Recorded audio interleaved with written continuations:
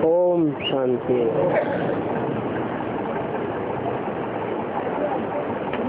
प्रातः क्लास का वाणी चल रही थी 7/9/68। पहले पेज के मध्य में बात चल रही थी सुप्रीम कहा जाता है पवित्र को। ऐसे नहीं कहेंगे कि सभी में प्योरिटी है। हाँ, इस संगम पर सभी प्योरिटी सीखते हैं। तुम जानते हो हम पुरुषोत्तम संगम युग के निवासी हैं। जैसे वो लोग कलयुग के निवासी हैं अथवा देवता है सतयुग के निवासी हैं। सतयुग अथवा कलयुग को तो बहुत लोग जानते हैं।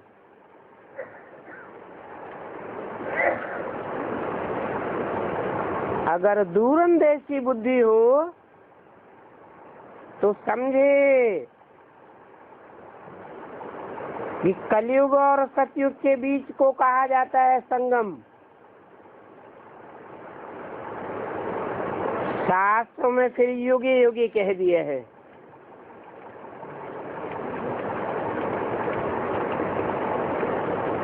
लिख दिया है कि एक एक युग के बाद अवतार लेते हैं। संभवामि युगे युगे बात समझाते हैं। मैं युगे युगे नहीं आता हूँ, परंतु पुरुषोत्तम संगम युगे आता हूँ।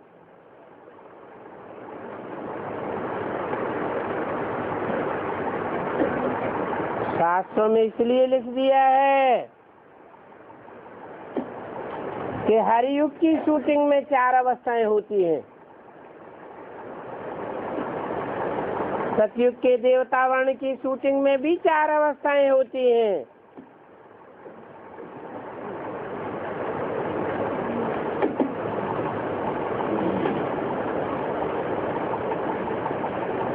जैसे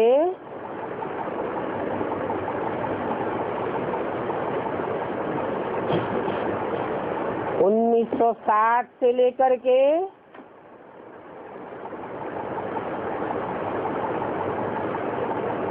1974-75 तक 16-17 साल का जो टाइम हुआ वो बेसिक ब्राह्मणों की दुनिया में ब्रह्मा जैसी देवतावर्ण की आत्माओं के लिए सतयुगी शूटिंग का टाइम हुआ, जहाँ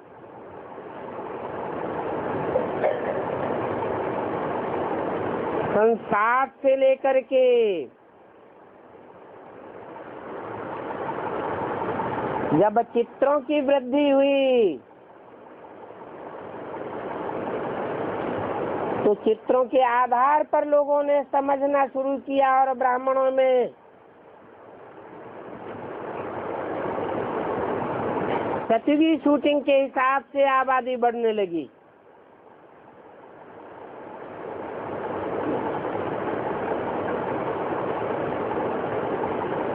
और मम्मा और बाबा के शरीर छोड़ने तक ये सतो प्रधान और सतो सामान्य शूटिंग होती रही।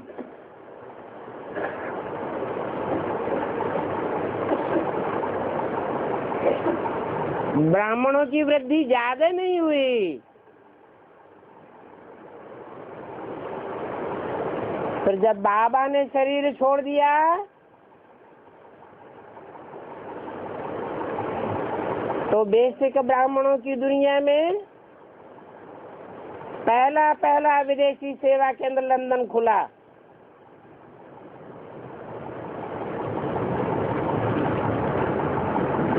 और विदेशों में भी ब्राह्मणों की आबादी बढ़ने लगी।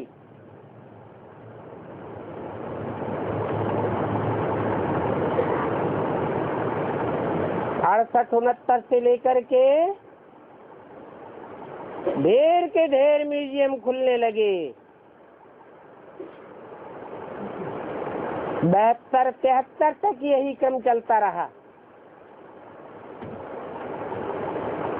रजो प्रधान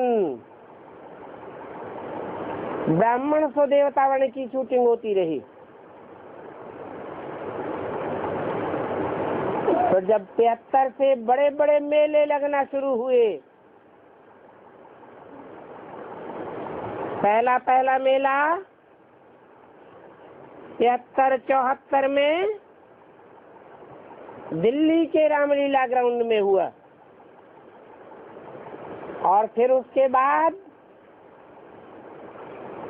भारत के बड़े बड़े शहरों में मेलों का तांता लग गया। एक एक मेले में लाखों की तादाद में संख्या आने लगी।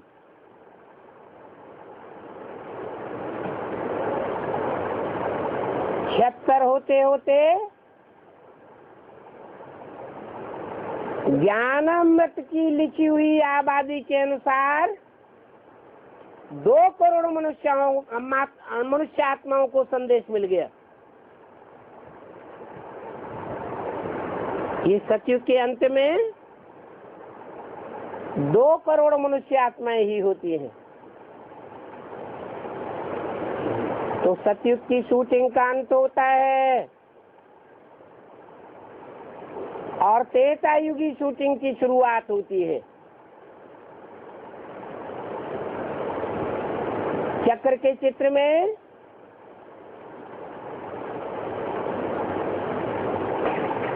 सतयुग का प्रतिनिधि राधा कृष्ण की आत्माओं को दिखाया गया है। कृष्ण कहो नारायण कहो, बात एक ही है।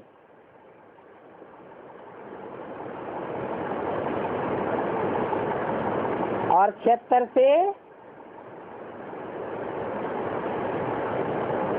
त्रेता युग की प्रतिनिधि राम वाली आत्मा जगह ले लेती है।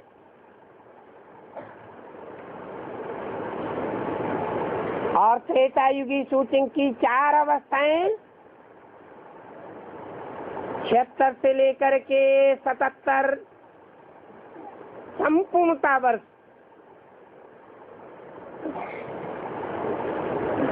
से लेकर 87-88 तक, जब तक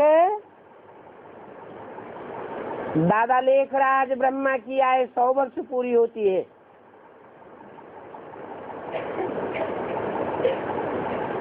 क्षत्रिय वर्ण की 4 अवस्थाओं की शूटिंग हो जाती है।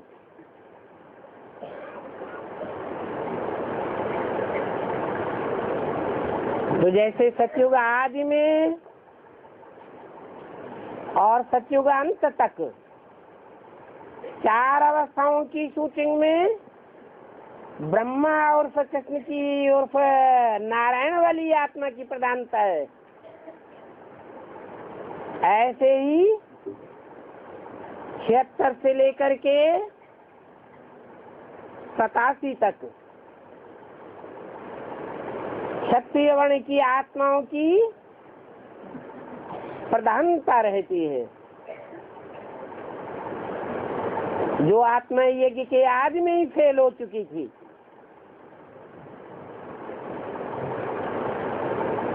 राम फेल हुआ तो राम के साथ साथ राम के फॉलोअर्स भी फेल हुए।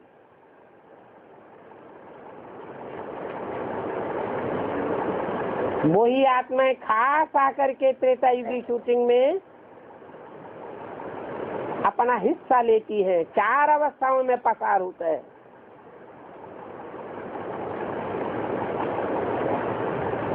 सतयुगी शूटिंग का मुखिया सतयुग के आदि जन्म का सतयुग के पहले जन्म का नारायण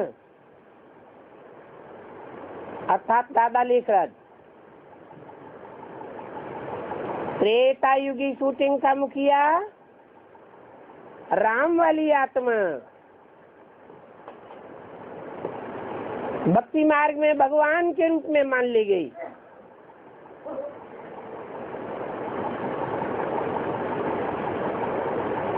और जब त्रेता का अंत होता है,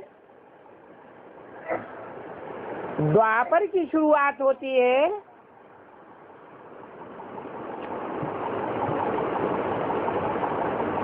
तो दादा लेखराज जो 100 साल आयु पूरी करते हैं, ब्रह्मा की आयु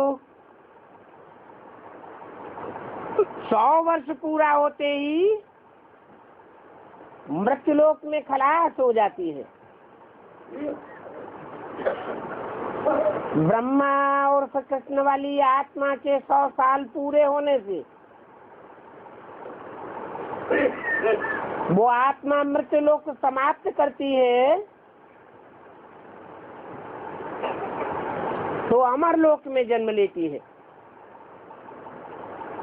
जिसको शास्त्रों में सागर में पीपल के पत्ते पर कृष्ण के गर्भ महल के चित्र के रूप में दिखाया गया है।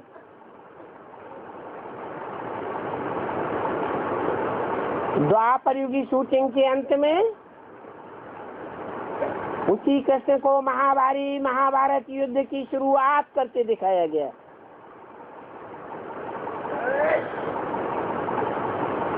ये ब्राह्मणों की दुनिया के अंदर की शुरुआत है। ब्राह्मणों की दुनिया के अंदर ही युद्ध होता है, जो शास्त्रों में गाया हुआ है। युद्ध सतो प्रधान द्वापर युग में नहीं होता है, तमो प्रधान कलयुग में होता है। वृद्धि होती है कलयुग में और आरंभ दिखाया गया है द्वापर में।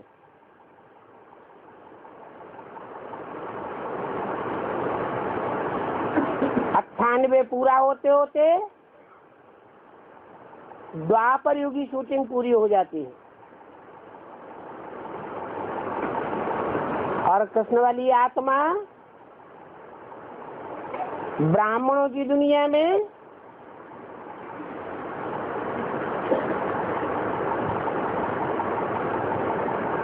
कारावास के अंदर प्रत्यक्ष हो जाती है।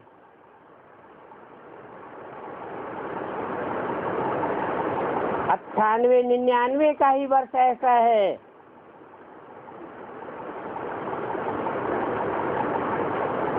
जहाँ कृष्ण जन्माष्टमी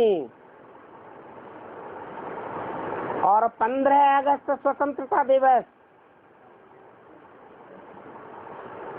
कारावास से स्वतंत्र होने का दिवस एक साथ मनाया जाता है।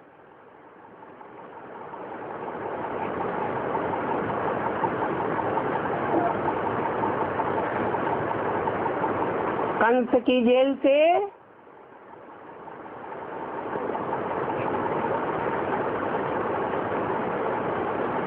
कृष्ण वाली आत्मा प्रत्यक्ष रूप में स्वतंत्र हो जाती है। जो अव्यक्त वाणी में बोला है 99-2000 के आसपास कि बाप दादा दुनिया वालों की नजरों से ओझल हो गए। दुनिया वाले हैं कंस संप्रदाय और ब्राह्मणों की एडवांस दुनिया में प्रत्यक्ष हो गए बच्चों के सामने।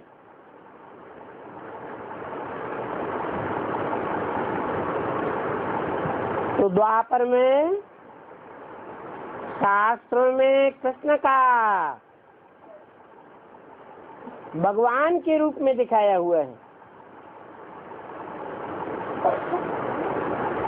और उसके बाद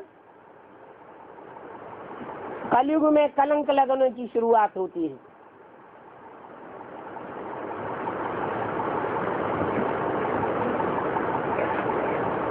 वो कलंक लगने की बात सात्विक स्टेज से उठ करके तामसी स्टेज तक उसकी लहर कलकत्ते तक पहुंचती है। -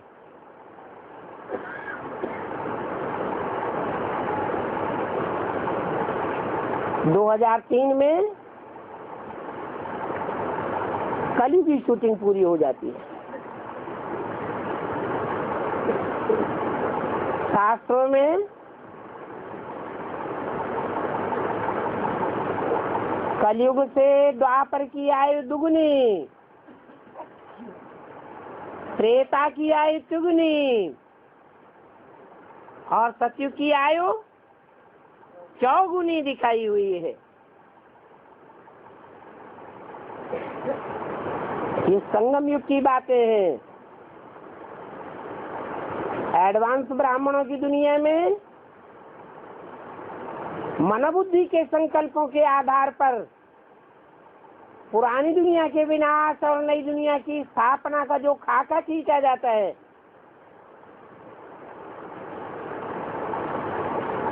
उसमें कलयुगी शूटिंग 3-4 वर्षों की है।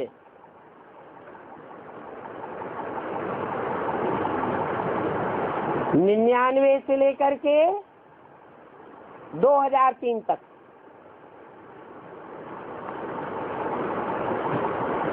हर युग की शूटिंग में 1 वर्ष रुंग का जोड़ा गया है।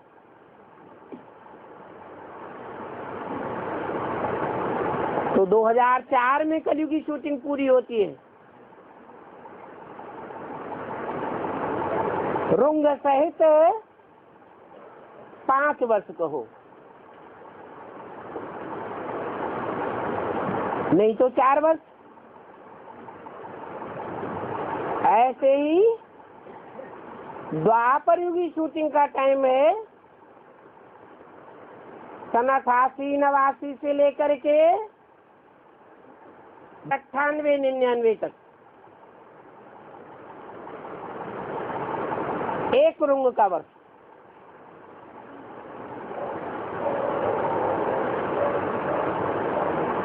द्वापर युग की शूटिंग में भी ये 8-9 वर्ष मुदे हुए हैं। और त्रेता युग की शूटिंग 76 से लेकर के 88 तक।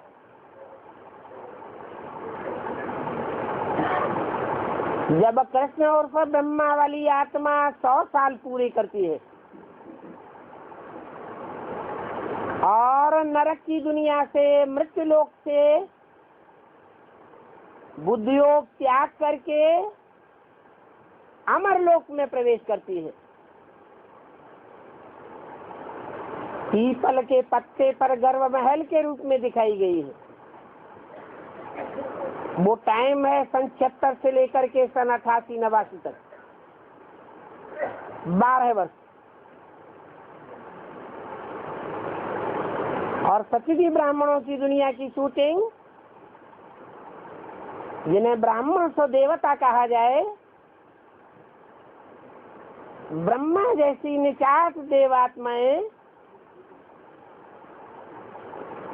जो अभी भी ब्राह्मणों की दुनिया में देवताओं की धारणाएं सिखाने का काम करती है।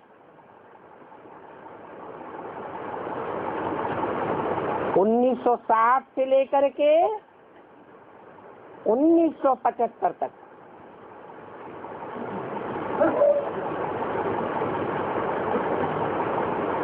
बेसिक ब्राह्मणों की दुनिया में 1960 से पहले सेंटर्स तो बहुत खुले, परंतु उनमें जनसंख्या की वृद्धि नहीं हुई। और जिन आत्माओं की वृद्धि भी हुई वो भक्ति मार्ग वालों की तरह चलती रही, समझा कुछ नहीं। जब साक्षात्कार के आधार पर चित्र तैयार होने लगे, जिन चित्रों में सबसे पहले छोटे छोटे फोल्डर छपाए गए 1960 में, त्रिमूर्ति, गोला और झाड़, सब लोगों की बुद्धि में ये ज्ञान थोड़ा थोड़ा बैठने लगा। उस समय से बेसिक ब्राह्मणों की दुनिया में आशातीत वृद्धि होने लगी। नहीं तो उससे पहले 9 लाख भी नहीं थे। जो 9 लाख बढ़ते बढ़ते 1975 तक सतयुगांत की आबादी 2 करोड़ साबित हो जाती है।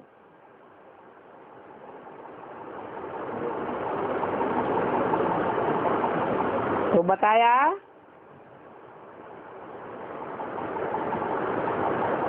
कि हर 2 युगों के बीच में संगम होता है।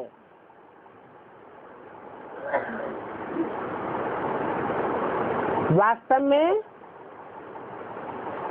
हर युग की शूटिंग के बाद परमपिता परमात्मा कोई न कोई निमित्त रूप लेकर के ब्राह्मणों की दुनिया में अथवा बाहर की दुनिया में प्रत्यक्ष होते हैं।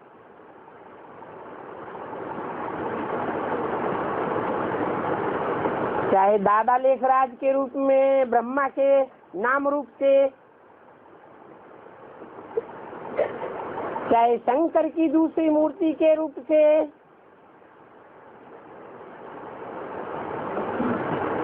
चाहे द्वापर युग में प्रसिद्ध महाभारत युद्ध कराने वाले कृष्ण के रूप से, और चाहे कलयुग में अखबारों, टीवी, रेडियो आदि के साधनों के द्वारा कलंक को धारण करने वाले कलंकीधर के रूप में।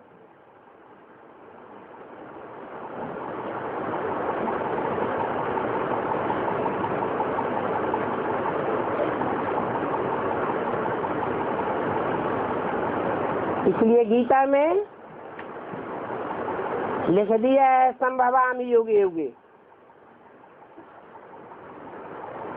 बाकी ऐसी बात नहीं है कि भगवान कोई हर युग में प्रत्यक्षता रूपी जन्म लेता है। बच्चा पैदा होता है, कहते हैं जन्म लिया।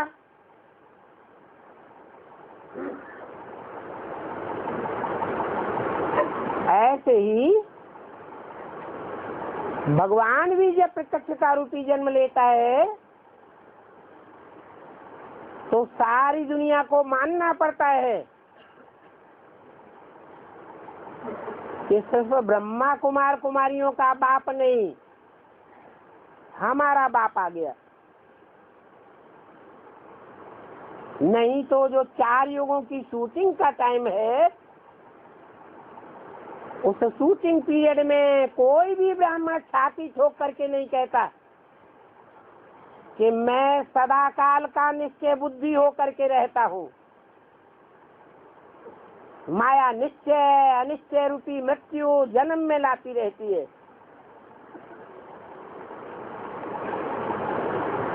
परंतु 4 युगों की शूटिंग पूरी हो,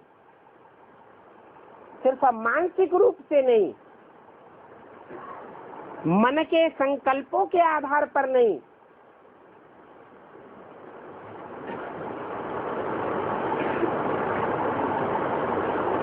जो विष्णु की तीसरी मूर्ति गाई हुई है, प्रैक्टिकल पार्ट बजाने वाली तीसरी मूर्ति, प्रैक्टिकल कर्म के आधार पर बच्चों के द्वारा संसार में प्रत्यक्षता हो जाए। जो सुने जो देखे, जो संसर्ग संपर्क संबंध में आवे, वो ये बोले कि हमारा बाप आया हुआ है।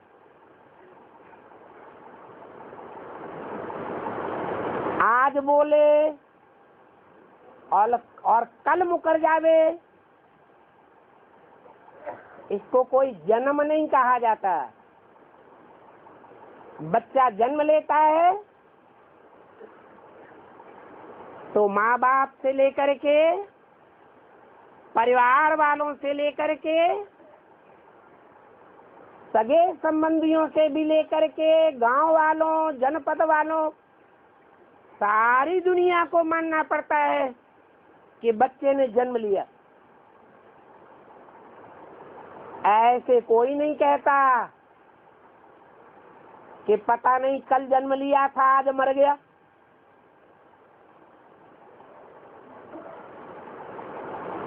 इसका मतलब ये हुआ कि भगवान कोई हर युग में प्रत्यक्ष नहीं होता है संपूर्ण 100% से। ये तो तीनों मूर्तियों का कार्यकाल जब पकता है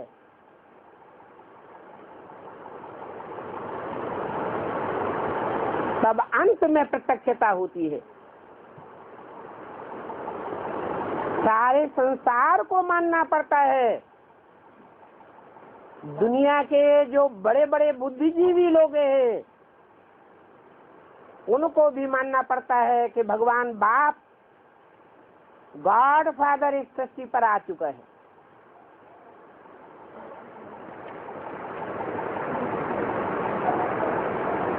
तो बाप कहते हैं कि तुम बच्चे भी जानते हो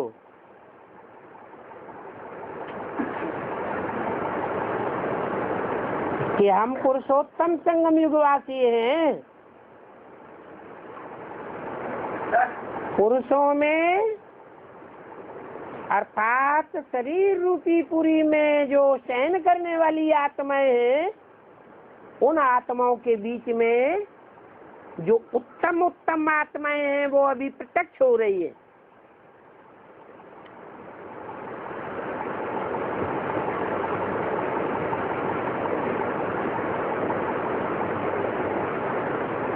बाकी ऐसे नहीं है कि हर युग के बाद भगवान प्रत्यक्ष हो जाते हैं, जन्म लेते हैं। बाप समझाते हैं मैं युगे युगे नहीं आता हूँ,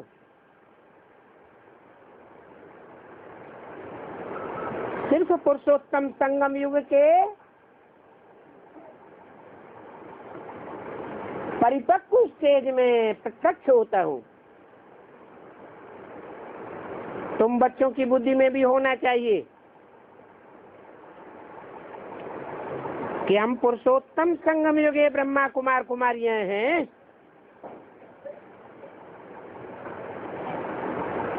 अभी न हम सतयुग में हैं और न कलयुग में हैं।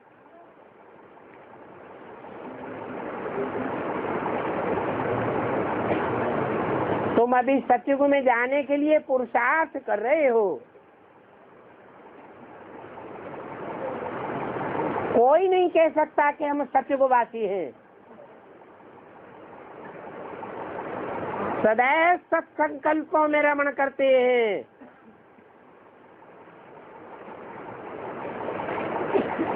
वहाँ पवित्रता के बगैर तो कोई जा ही नहीं सकता।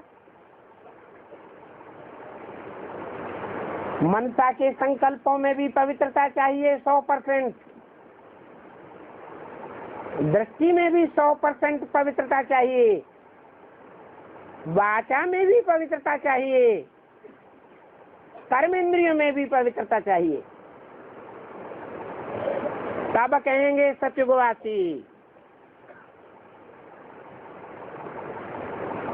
तो इस समय तुम पवित्र बनने के लिए पुरुषार्थी हो। सभी पवित्र तो नहीं है, क्योंकि कई ऐसे भी हैं जो पतित होते ही रहते हैं। चलते चलते गिर पड़ते हैं।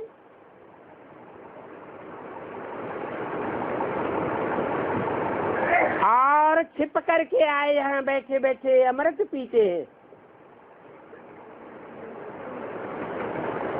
वास्तव में जो अमृत छोड़ करके विष पीते हैं उनको कुछ समय के लिए आने नहीं देना चाहिए।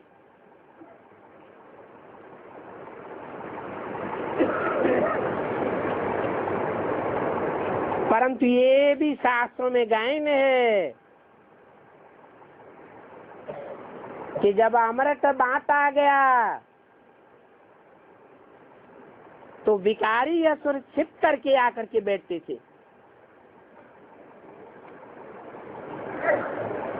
कहते इंद्र सभा में कोई अपवित्र आकर के बैठा है। इंद्र सभा में एक परी उस विकारी को ले आई। फिर देखो उस विकारी का क्या हाल हुआ। जो विकारी होंगे वो तो जरूर गिर पड़ेंगे,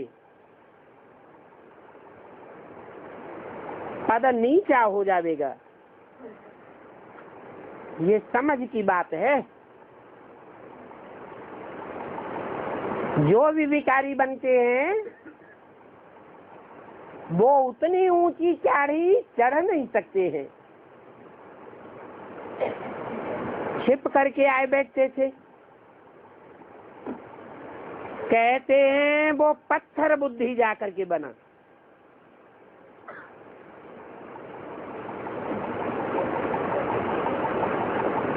पत्थर बुद्धि और पारस बुद्धि।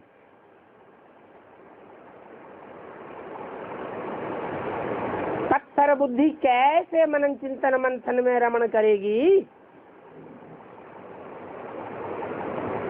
तो ऐसे नहीं है कि मनुष्य पत्थर व झाड़ जाकर के बनते हैं। कहेंगे पत्थर बुद्धि बन गए। यहाँ आते हैं पारस बुद्धि बनने के लिए, परंतु छिपा करके बिख पीते रहते हैं तो सिद्ध होता है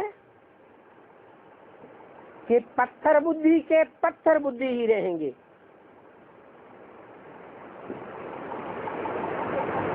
ये बातें सामने समझाई जाती है।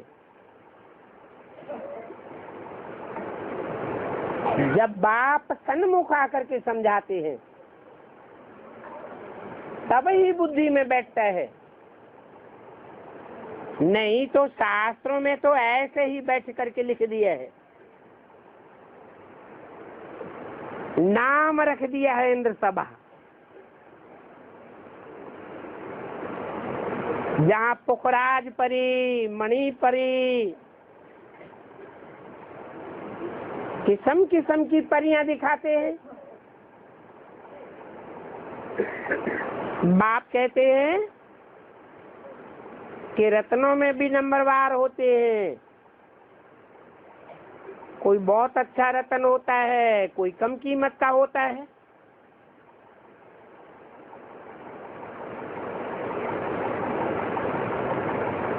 कोई की कीमत बहुत कम होती है।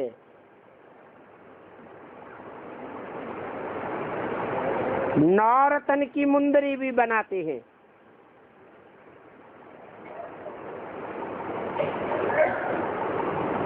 उसका बहुत एडवर्टाइजमेंट करते हैं।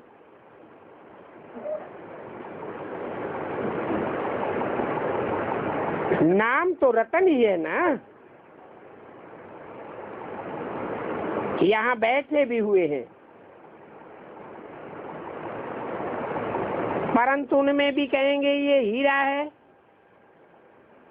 ये पन्ना है, ये माणिक है, ये पुखराज है।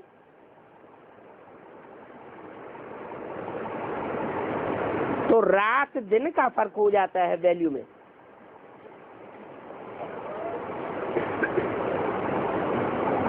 हीरे की वैल्यू 100 रुपया आंकेंगे तो कम कीमत वाला 1 रुपया, कितना फर्क हो जाता है। वैसे ही फूलों की भी भेंट की जाती है और फूलों में भी वैरायटी होते हैं। कोई तो बहुत हल्के फुल्के रहते हैं, कोई बहुत भारी होते हैं, कोई बहुत खुशबूदार, कोई में बहुत बदबू निकलती है। बच्चे जानते हैं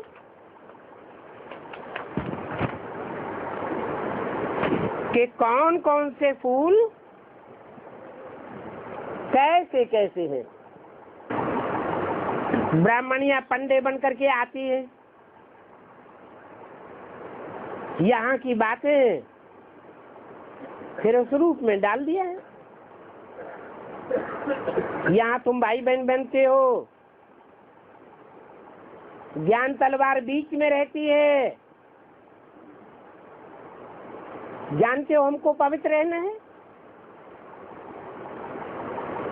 परंतु लिखते हैं बाबा ज्ञान तलवार बीच में रखते हुए भी कशिश होती रहती है।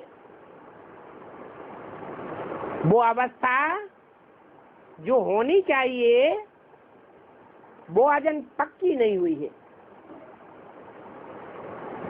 कुछ न कुछ अंग से अंग लग ही जाते हैं। पुरुषार्थ करते रहते हैं, ये भी न हो एकदम हमारी सिविल आई बन जाए, तब ही विजय पा सकते हैं। अवस्था ऐसी चाहिए जो कुछ भी संकल्प न उठे। संकल्प मात्र भी अगर उठता है तो संकल्प का बीज तो पड़ गया ना, वृक्ष तो जरूर तैयार होगा। बड़ी भारी मंजिल है, कितनी वंडरफुल माला बनती है।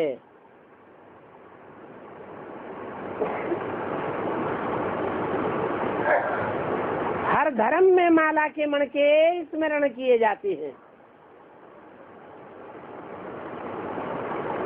और 8 रतन की भी माला बनती है।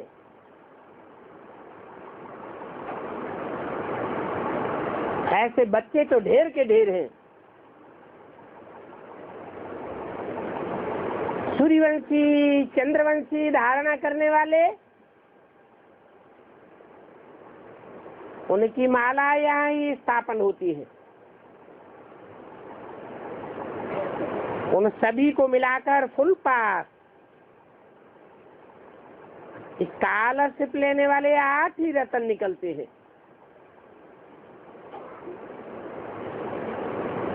बीच में फिर इनों को रतन बनाने वाला हीरा,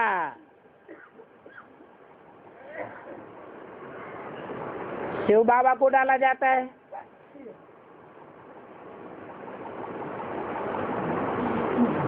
जिसने ऐसे रतन बनाए, ग्रहचारी बैठती है तो भी 8 रतन पहनते हैं। इस समय कहेंगे सारे भारत पर राहु की दशा है। राहु की ग्रहचारी है।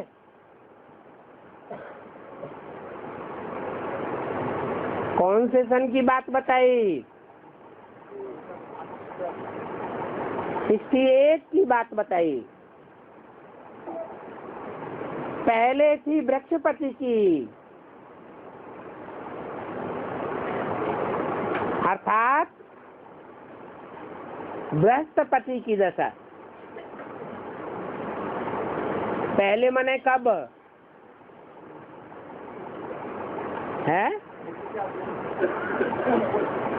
जब यज्ञ आरंभ हुआ उसकी आदि में कहेंगे।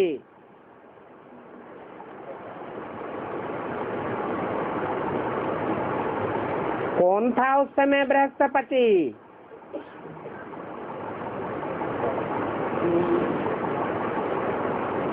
कोई था?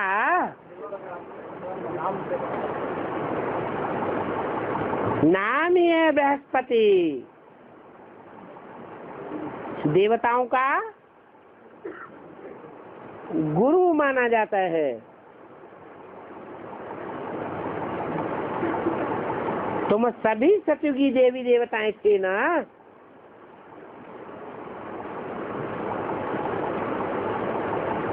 तो सतयुगी शूटिंग में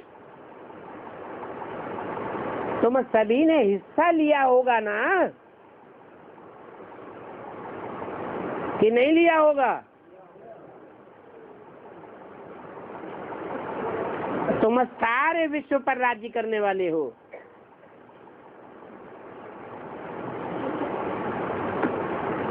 फिर बाद में राहु की दशा बैठ गई।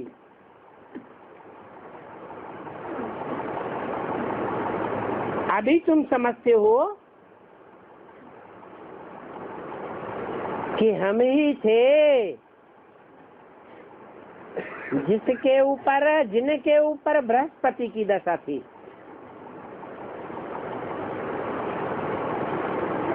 है तो वृक्षपति। क्या सारे मनुष्य सृष्टि रूपी वृक्ष का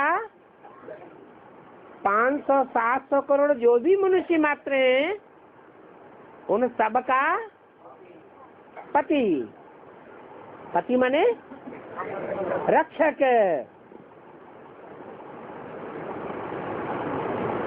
अर्थात बृहस्पति। कह देते हैं बृहस्पति, तो हमारे पर बरोबर बृहस्पति की दशा थी। तब हम विश्व के मालिक थे। अभी हमारे ऊपर राहु की दशा बैठी है।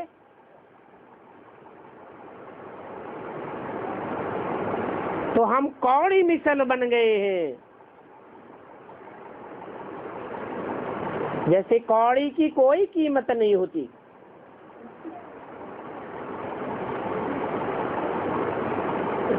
बुद्धि कहाँ धरी रहती है? हैं? हीरे की याद में नहीं रहती है। कहाँ धरी रहती?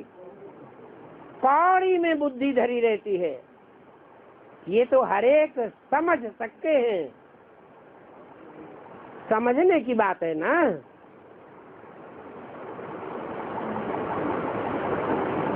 ऐसी बातें पूछने की भी नहीं होती हैं। जो समझू सयाने हैं वो समझ सकते हैं। गुरुओं आदि से पूछते हैं, हम इस परीक्षा में पास होंगे?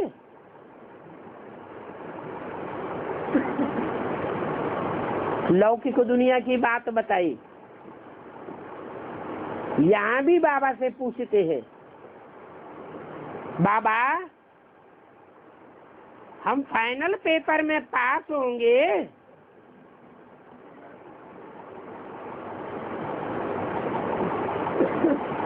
बाबा बताए देते हैं,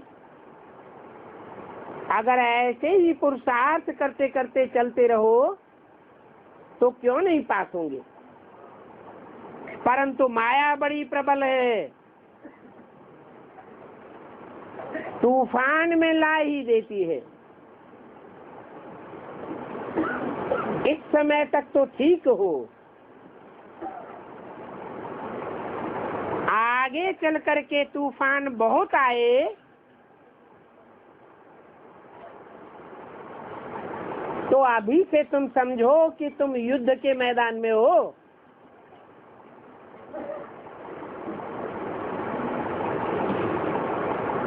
अगर पक्का अपने को योद्धा समझेंगे, रूहानी मिलिट्री है ना, रूहानी मिलिट्री के तुम वॉरियर्स हो। कैसे वॉरियर्स है? हाँ, unknown warriors but very well known warriors, लेकिन अंडरग्राउंड वॉरियर्स।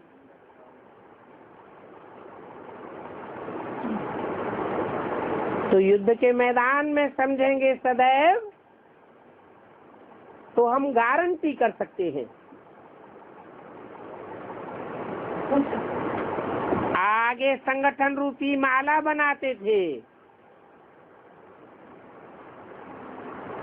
फिर देखो जिनको 2-3 नंबर में रखते थे वो आज है ही नहीं।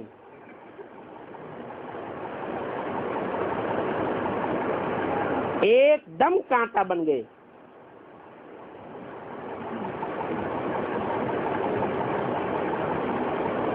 तो बाप कहते हैं कि ब्राह्मणों की माला नहीं बनती है। क्यों? क्योंकि ब्राह्मण ऊपर नीचे होते रहते हैं, दशाएं बदलती रहती हैं।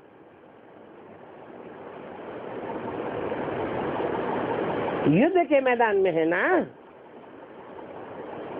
आज ब्राह्मण बनते कल शूद्र बन जाते हैं।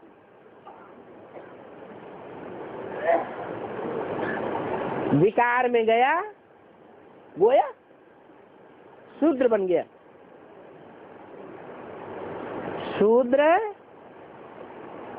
अर्थात क्षुद्र कर्म करने वाला। राहु की दशा बैठ गई।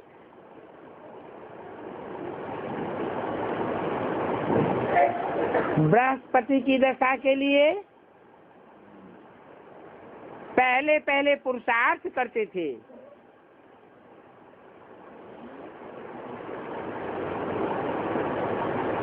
क्योंकि वृक्षपति पढ़ाते थे।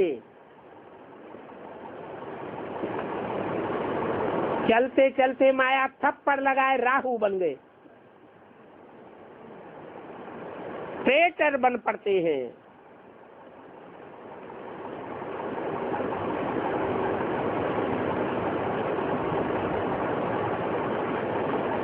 कोई तो फिर स्टूडेंट में पंडे भी जाते ठीक हो जाते हैं।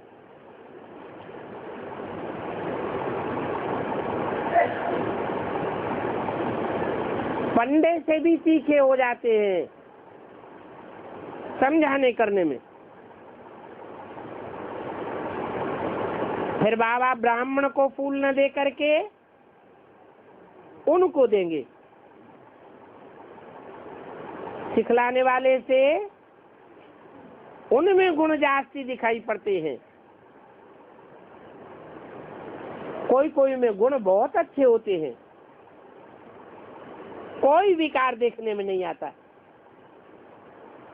कोई कोई में अवगुण होते हैं। क्रोध का भूत देखने में आ जाएगा, लोभ का भूत देखने में आ जाएगा। तो बाप जानते हैं कि कौन सा फेवरेट पंडा है और ये नंबर 2 का पंडा है।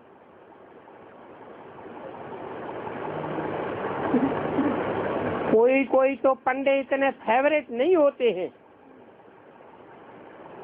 जितना जिज्ञासु जिनको ले करके आते हैं वो फेवरेट हो जाते हैं। ऐसे भी होता है। सिखलाने वाले भी माया के चंबे में आ जाने से विकार में गिर जाते हैं। आए तो हैं दुब्बन से निकालने के लिए, बहुतों को निकालते भी हैं, फिर निकालते निकालते खुद फंस मरते हैं। माया बड़ी जबरदस्त है। बच्चे भी समझते हैं कि क्रिमिनलाई बहुत धोखा देती है। हम एक दो के सामने जाते हैं तो भाई बहन का जो डायरेक्शन मिला है वो भी नहीं चल सकता। सिविलाई बदलकर क्रिमिनलाई बनी ही जाती है।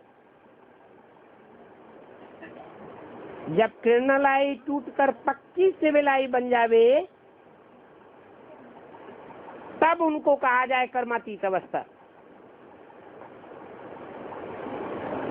इतनी अपने ऊपर जांच करनी है।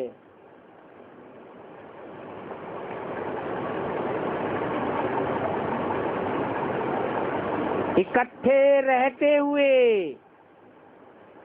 इकट्ठे सोते हुए अपनी जांच करनी है कि हमारी कहीं विकारी दृष्टि तो नहीं जाती।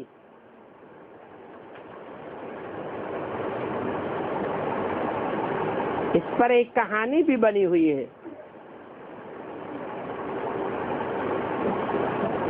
बल इकट्ठे सोए पड़े होंगे परंतु बीच में ज्ञान तलवार हो।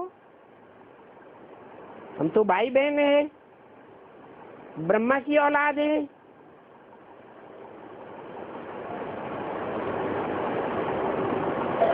कहानी है, एक कुमारी मटका भरने जाती थी।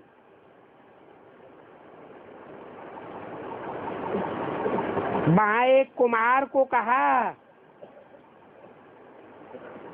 ये मटका हमारे सिर पर ऐसे रखो जो अंग से अंग न लगे।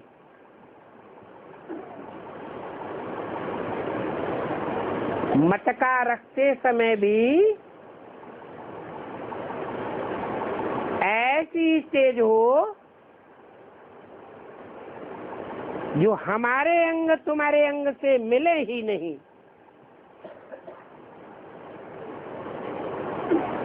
कहानी तो बहुत बनाई है, वो कहानी इस समय काम आती है।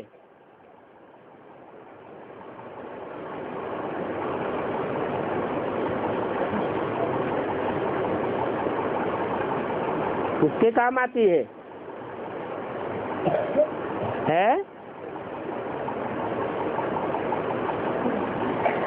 अरे राजाई कैसे मिलेगी?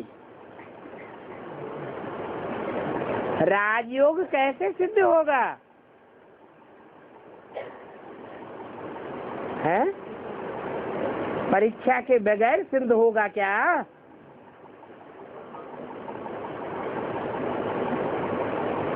रुद्रमाला के मणके भी 108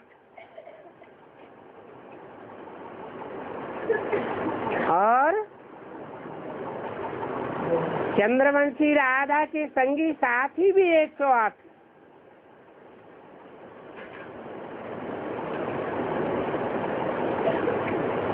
दोनों के मेल होने से विजयमाला बनती है। नाम ही है विजयमाला। जरूर विजय प्राप्त की है।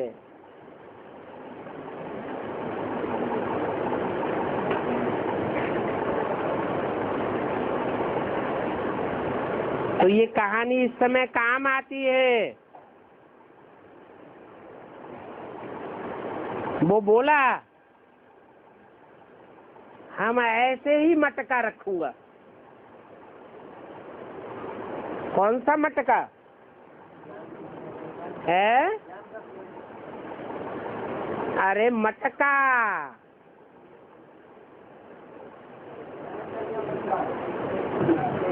कलश नहीं बोला। क्या बोला? मटका।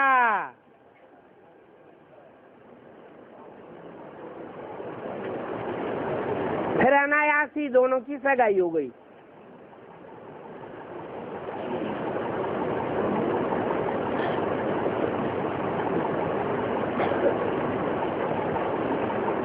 दुनिया में सगाई तो बिना देखे भी कर लेते हैं।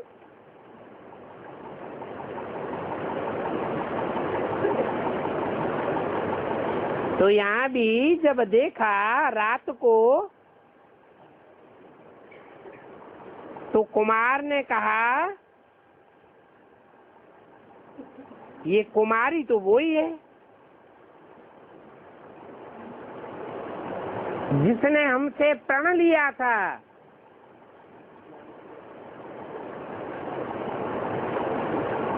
कि अंग से अंग न मिलने पाए। बस दोनों को वो प्रण याद आ गया।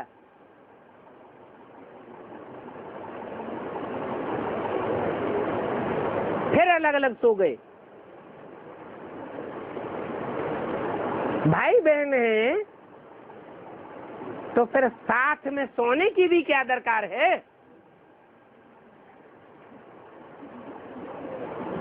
मनसा के अंदर जो विचार आते हैं, संकल्प आते हैं, दृष्टि की चंचलता होती है, उससे पता तो लग ही जाता है कि हमारी वृत्ति भाई बहन की है या बिगड़ती है। नहीं पता लगता, लग जाता है। तो फिर साथ साथ सोने की दरकार है।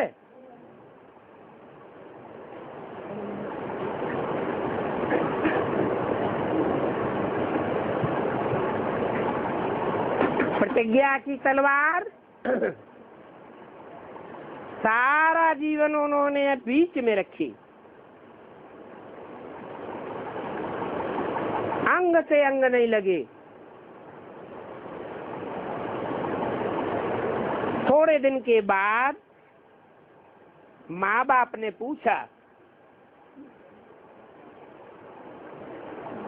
तो बोला हमारा अंग से अंग नहीं लगता है, क्योंकि हमारा तो ऐसे ही प्रण किया हुआ है। ऐसी कुछ कहानी है तो ये भी ऐसे है। स्त्री पुरुष इकट्ठे भी सोते हैं, परंतु समझते हैं हमारी तो प्रतिज्ञा की हुई है, अंग से अंग न मिले। यहाँ तो बीच में ज्ञान की तलवार है।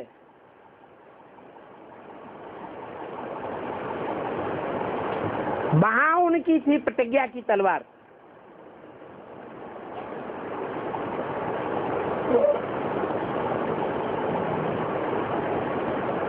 तो यहाँ ब्राह्मणों की दुनिया में भी ऐसे होता है।